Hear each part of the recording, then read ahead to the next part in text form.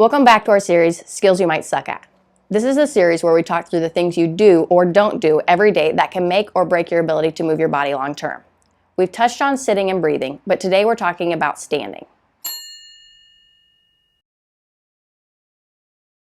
Now, this can seem incredibly simplistic. I mean, it's standing. And even more than sitting, people think they can stand just fine. But a lot of times when they start standing at a desk or when they stand for a while, they start to have pain. And if your biomechanics are good, then there shouldn't be pain with standing. What's more, even if you don't have pain when you stand, the way that you stand may be putting pressure in places there shouldn't be pressure, which means you're increasing your likelihood of degeneration and pain in the future. This is especially true for younger people who probably don't have pain and couldn't imagine that they'd be the one to end up with pain. Old folks, well, they know because they already hurt and they get tired and sore when they're on their feet too long. So when it comes to standing, how do you know whether you suck at standing? Check yourself against these cues. You can have a family member check you from the side or take a picture for you to see. From the side, your ankle bump should line up with the middle bump of your hip, the top of your shoulder, and your ear hole. The front bump on your pelvis should line up horizontally with the back bump on your pelvis, and the front bump on your pelvis should also stack vertically with your pubic bone, which is the bone that sits just under where your bladder is. From the front, your feet should be forward, your knees should be straight, and your hips and shoulders should line up even on the horizontal plane. Some common issues you may spot are having your hips way in front of your ankle, so you're standing like a jelly bean, having hips lined up with your ankles, but not letting your knees fully straighten, having your kneecaps lifted, having too much lumbar arch, having too much thoracic forward curve, having too little cervical curve, and having your knees collapse in towards each other. Whereas a lot of sitting issues can be remedied using the cues we talked about and a little strategic mobility work, poor standing mechanics take a little bit more work to fix. Standing issues tell you a lot more about the dysfunction you've accumulated over time, and they take more work to normalize. We see the greater impacts of our lifestyle in weak feet, tight calves, sleepy glutes, tight hip flexors and hamstrings, an unimpressive core, thoracic stiffness, and turtley heads. A lot of these are aggravated by a whole lot of sitting and scrolling, but we'll hit some of the key factors in this. Factor 1, your heels. We mentioned that in sitting, your sit bones are your base of support. In standing, your feet are your base of support. Most people wear shoes that have a drop between the heels and the toes, and that pushes their weight forward to the front of their feet. This puts more pressure on the smaller, less able to bear weight structures at the end of their feet, leading to foot issues like bunions, as well as tight calves and less ankle dorsiflexion over time. That's because if you're one position over and over again, where your muscles have to pull to hold tension, they eventually shorten and you lose end range on the opposite end of your range of motion.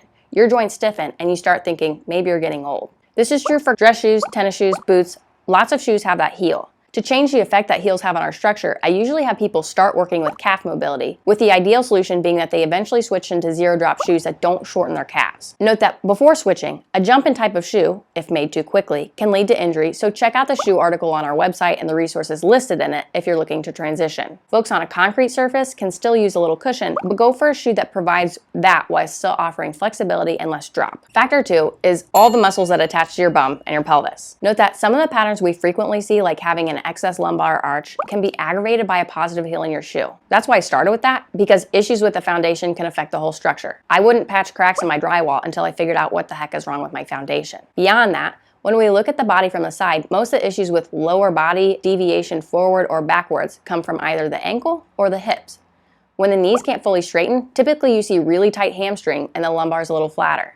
Those people usually have less hip mobility and they sit a lot. When the quads are always clenched and the kneecaps are lifted, typically your weight's forward and you're standing like a jelly bean with your hips forward. Or you're compensating for your heels. The pelvis is usually tilted forward, and we see this more in females. Forward pelvic tilt also leads to excessive lumbar curvature. As mentioned earlier, our pelvis should be in neutral with the top hip bone on the front, lined up horizontally with the bump on the back and vertically with the pubic symphysis. This motion can be really tricky for people to get. It's a little like a hip thrust, but like less Michael Jackson and more Will Smith jump on it.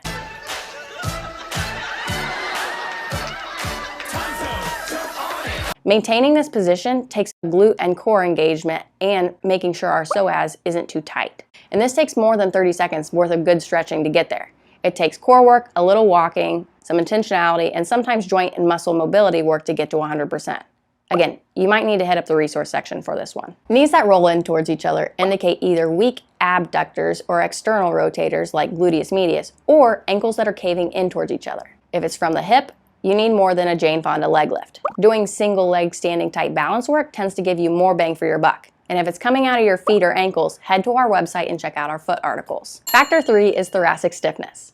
Your thoracic spine is that area between your shoulder blades, and stiffness there means that the lower part of you may be lined up well, but your head and your shoulders hang way more forward than they should. Most people make up for their inability to extend their thoracic spine by arching their low back more, which makes their rib cage poke out forward. If standing makes you stiff between your shoulder blades or a little lower down, this is probably a contributor. When people are really stiff through their torso, they can't figure out how to not lift their rib cage or get their pelvis to neutral. I've seen some patients pick it up through trial and error over and over, others have to get some help with joint or tissue mobility first, and some need one-on-one cueing with motion or breath work. Everybody's a little different, but start with a pelvic tuck and eventually work yourself to where you can slide your torso front, back, and side to side and rotate it separate from your pelvis. Making sure you're breathing well through your diaphragm is also a big contributor to stiffness. Once your thoracic spine is mobile, it generally just takes a little bit of a chin tuck to bring your ear over your shoulder. Just like sitting, when the rest of you is lined up, the top half is way easier to keep where it should be. That forward head posture is typically a result of a lot of sitting and close-up work, but when you're standing with everything under your neck lined up, most people only need to slide their head back a bit more to be perfect. I put thoracic stiffness and neck positioning last because while a lot of people have their head way in front of their body, what keeps them from being able to change that over time is the shifting foundation that head sits on. The feet, the knees, the pelvis, and the core. A lot of these patterns are related to sitting too much and wearing positive heeled shoes. They progress into tight muscles, weak muscles, and stiff joints, and then I get to see them end up in my office as patients because they've gotten to the point where movement is painful and even stretching aggravates it.